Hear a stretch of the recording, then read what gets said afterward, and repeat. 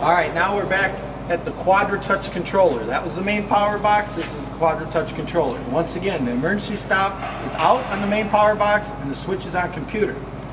We've already checked all our rotations. That particular dryer has been drying for a while, but on initial startup, the unload, load, fans, everything's going the right direction.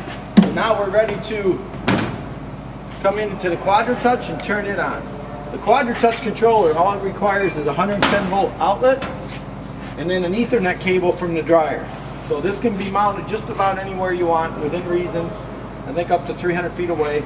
We run an Ethernet cable to it, and this is actually what controls the dryer. When you turn the Quadra-Touch on, you're going to see this screen. If you don't have a start button, the screen's not right, which means maybe the e-stop was pushed or the computer switch isn't on or the cable's not hooked up or something happened. But this is the screen you want to see. That start button needs to be there. Now right now we're on version 2.62, and that is the version September 19th of 2012 from Sukup, and that's the version we're using presently in the dryers. Every year they come out with a new version. We may or may not upgrade your dryer depending on what we think of the new version, if it's worth upgrading your dryer or not.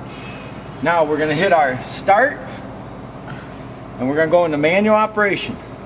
It says different in the book how to do this, but this is how I like to run these dryers. Now if we're here for the very first time, the dryer doesn't have any grain in it. So in order to fill the dryer, I would start my fan 1, fan 2, and then my load. And when I start my load, the load auger on top of the dryer starts. 5 seconds later, in this case, the grain cannon going up starts. 5 seconds later, the wet bin auger starts. Now in the initial fill, we've got a 10-minute timer setting. So if the dryer doesn't fill in 10 minutes, it's going to say out of grain, out of wet grain. So all I'll do is I'll let the dryer fill for 5, 8 minutes, whatever. You can time it if you want. And then I'll just take, right now, touch and hold. The load's on. And after I've been running 8, 9 minutes, because I'm doing my initial fill now, the dryer has no grain in it, I'll shut it off.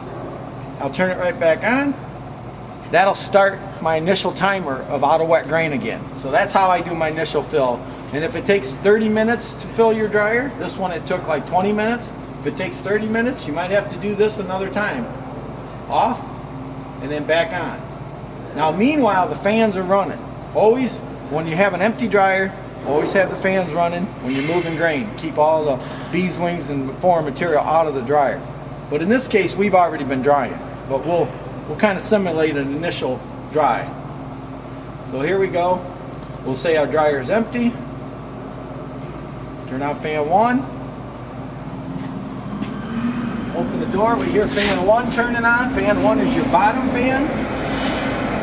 Ideally, there'd be a window where you can watch what you're doing, but there's not in this case. Fan 2 is my top fan. We should hear that kick on.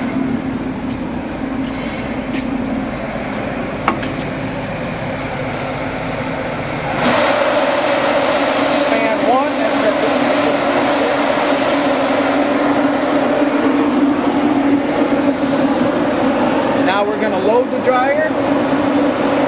In this case, the dryer is probably already full. But if this was our initial fill, once again, we maybe run for 8 minutes loading the dryer. Touch and hold. Shut it off. Touch and hold. Turn it on. All we did was reset the internal 10-minute out of grain time clock. That's all we did by doing it. Now, the dryer's full. We're ready to start our heat. Let's do heat 1. Now if this was the initial start, I'd turn on heat 1 for probably 10-15 minutes. And I'd let heat 1, which should be plenum 1, we should see that kick on here in a minute.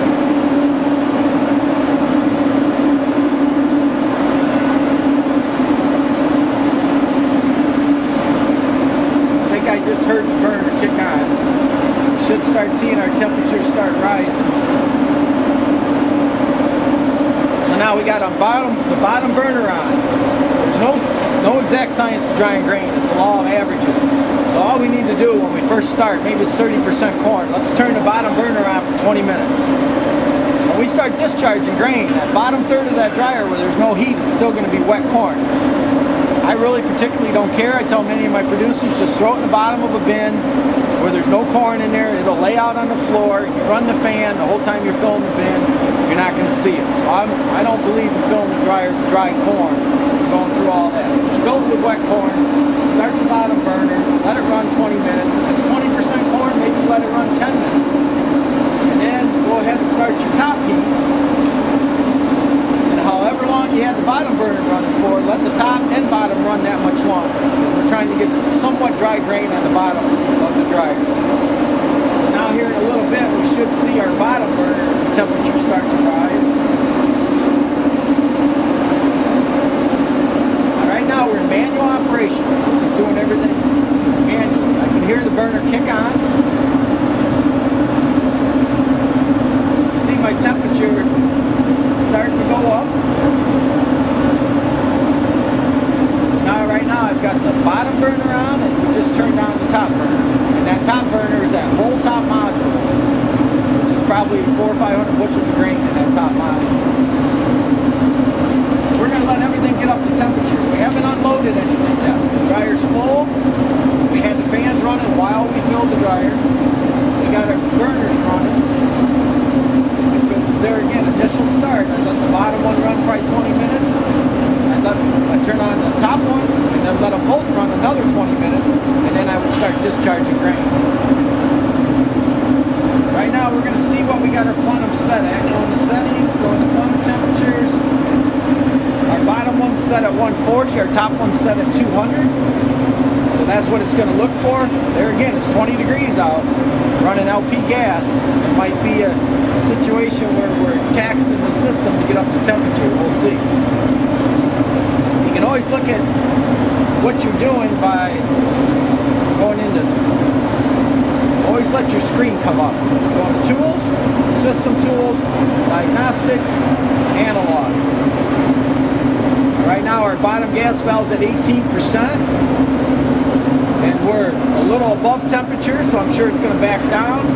And then our bottom gas valve is at 39%, and we're still trying to get up to 200. If you ever see your bottom and top at 60%, you can't get up to temperature, you're out of gas. Your gas line's wide open. There's either a problem or it's just that cold out and you can't get gas. But it looks like here we're going to get up to temperature probably pretty easy because our bottom was asking for 140 and we're only at 17% valve opening, and our top is asking for 200 and we're only at 38% valve opening. So I don't think getting up to temperature is going to be an issue today. He's got small LP tanks here. When I find when they're on large LP tanks where you can get semi-loads LP in, you need to oversize the gas line. Because for some reason, them large tanks don't produce the pressure the small tanks do. So that's something to keep in mind. If you don't put in a large tank, oversize the gas line.